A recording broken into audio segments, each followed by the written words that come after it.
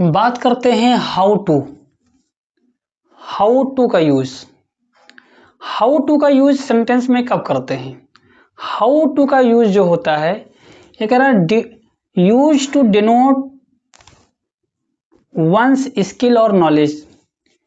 किसी के हुनर या ज्ञान को बरताने के लिए इसका प्रयोग किया जाता है। विधि या तरीका बताने के लिए इसका प्रयोग किया जाता है। जैसे इसका प्रयोग तब किया जाता है जब हम किसी व्यक्ति के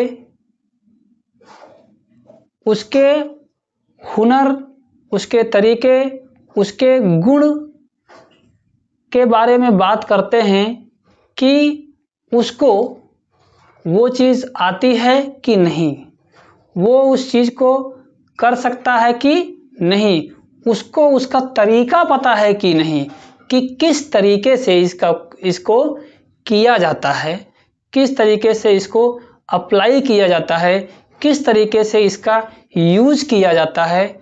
ऐसी स्थिति में सेंटेंस में यूज होता है हाउ टू।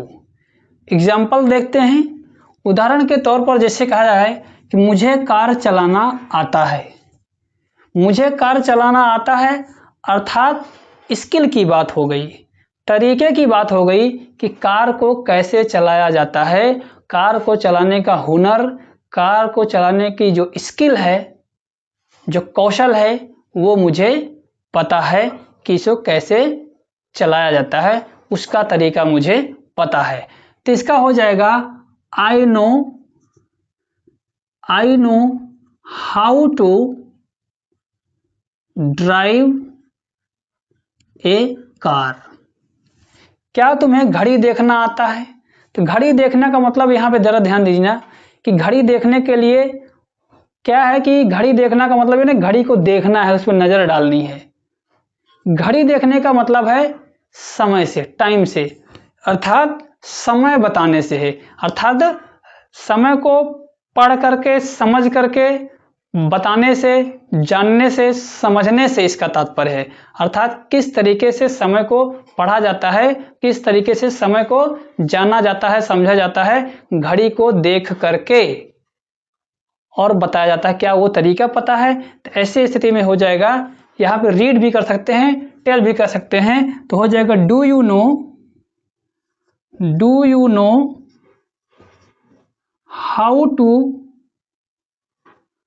रीड भी कह सकते हैं या टेल भी कह सकते हैं, tell the time.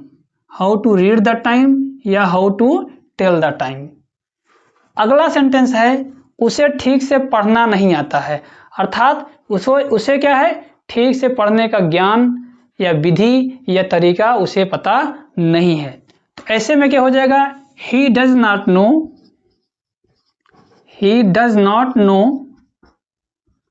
How to read properly.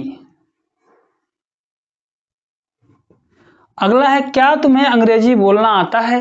इसका मतलब हुआ कि क्या तुम्हें जो है अंग्रेजी बोलने का ज्ञान है, तरीका है, स्किल है, आपके अंदर स्किल, उसका हुनर, उसका ज्ञान आपके अंदर है कि नहीं है, उसके बारे में बात कर रहा है। तो इसलिए इसका हो जाएगा डू यू नो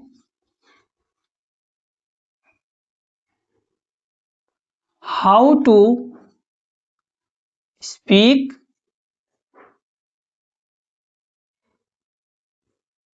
इंग्लिश। इस प्रकार से नो हाउ टू का प्रयोग किया जाता है इंग्लिश में विधि, तरीका, ज्ञान या हुनर बताने वाले वाक्यों में, सेंटेंसेस में। ऐसे ही और वीडियोस के लिए हमारे पेज को फॉलो करें और YouTube पर हमारे चैनल को सब्सक्राइब करें। Thank you very much.